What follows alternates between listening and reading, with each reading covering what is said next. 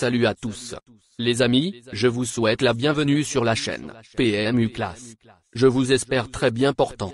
Ici ça va.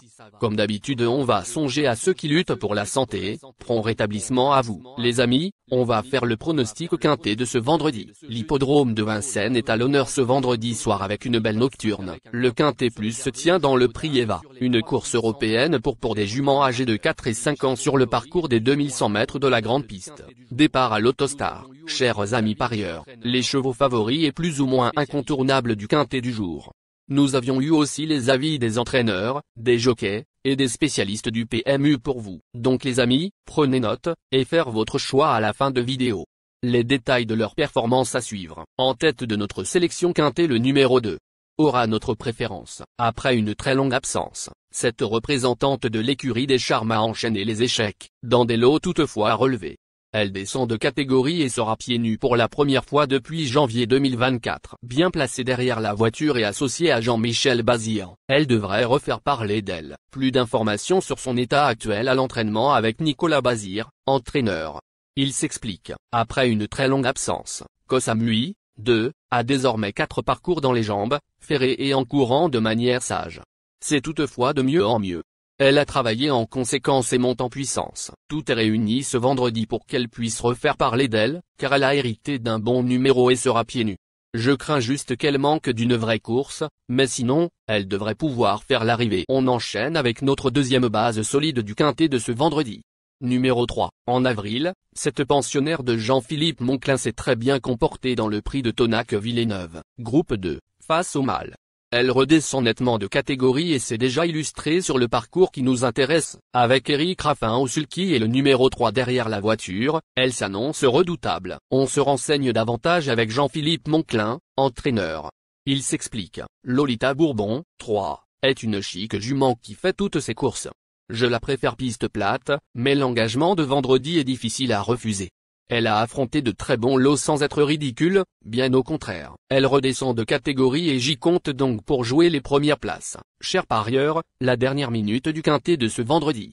Numéro 6. Auteur d'une rentrée intéressante, 3e. À Anguien, cette jument de Laure Claude Abrivard a ensuite enchaîné les disqualifications.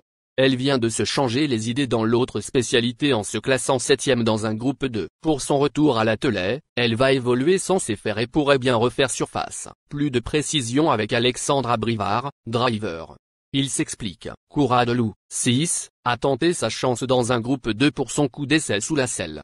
Elle reste parfois délicate, mais cet hiver, elle a pris quelques places intéressantes. Elle est bien engagée, mais elle n'est pas de tous les jours. Si elle reste sage, elle peut toutefois prendre une place. Les amis, soyez sympas. Faites ce simple geste encouragement, ça nous donne la force dans la recherche. Je termine la vidéo avec mon champ réduit. Restez jusqu'à la fin de la vidéo pour découvrir mon champ réduit. Les amis, suite de la sélection pour compléter notre ticket. On entame avec notre trouble fête incontournable du quintet de ce vendredi.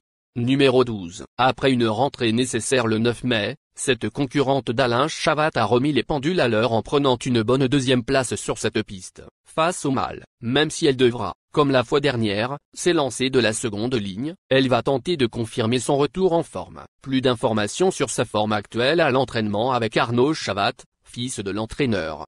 Il s'explique. Eleonora Griff, 12, est une bonne jument qui travaille bien. Elle vient de plaisamment se comporter sur ce parcours, réalisant d'ailleurs une bonne réduction kilométrique.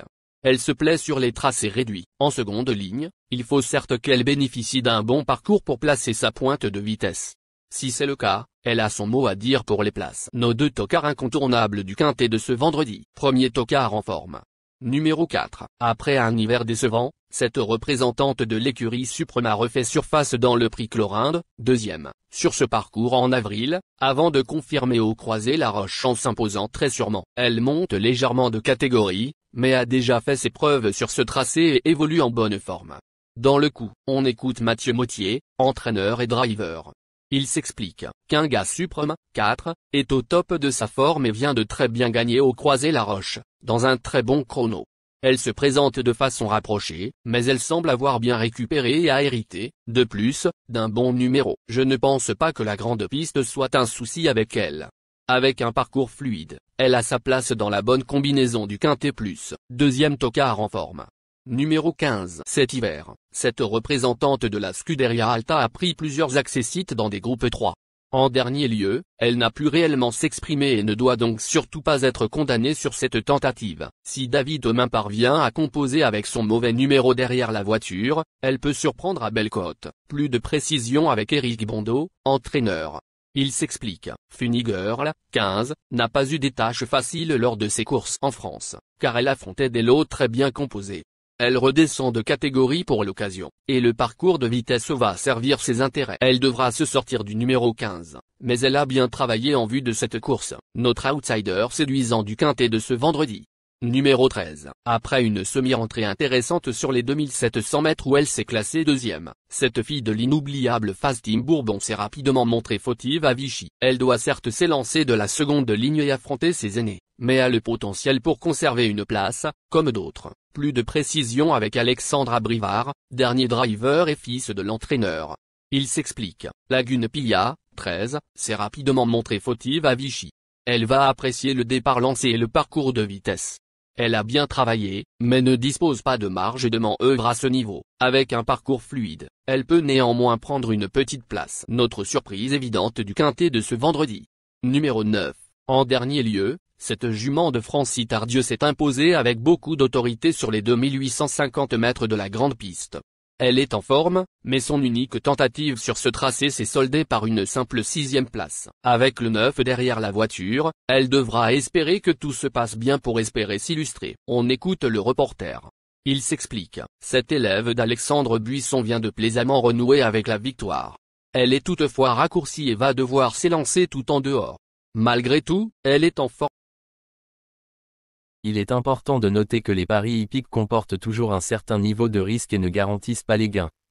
Pour augmenter vos chances de succès, il est recommandé de mener des recherches sur les chevaux, les jockeys, les entraîneurs et les conditions de la course, tout en suivant les conseils des experts hippiques. Que vous soyez à Paris, Vincennes, Toulouse ou ailleurs en France ou en Europe, le PMU vous propose une expérience passionnante pour vivre l'excitation des courses hippiques. Les improbables du quintet, le 6, le 8. La sélection quintet du jour. Le 1, le 11, le 9, le 4, le 5, le 3, le 7, le 15. La synthèse de l'analyse du quintet.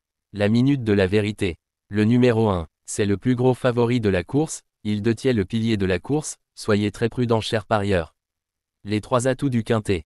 Le 11, le 9, le 3. Nos propositions de tickets du jour, chers amis parieurs.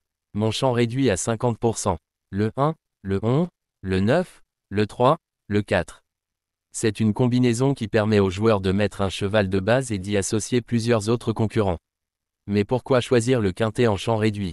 Avec des bas, vous pouvez ajouter des tocards dans vos champs. Si les bases font l'arrivée avec un outsider retenu dans votre pari, alors les rapports peuvent être rémunérateurs. Cette formule en champ réduit est toutefois moins sécuritaire que la formule combinée.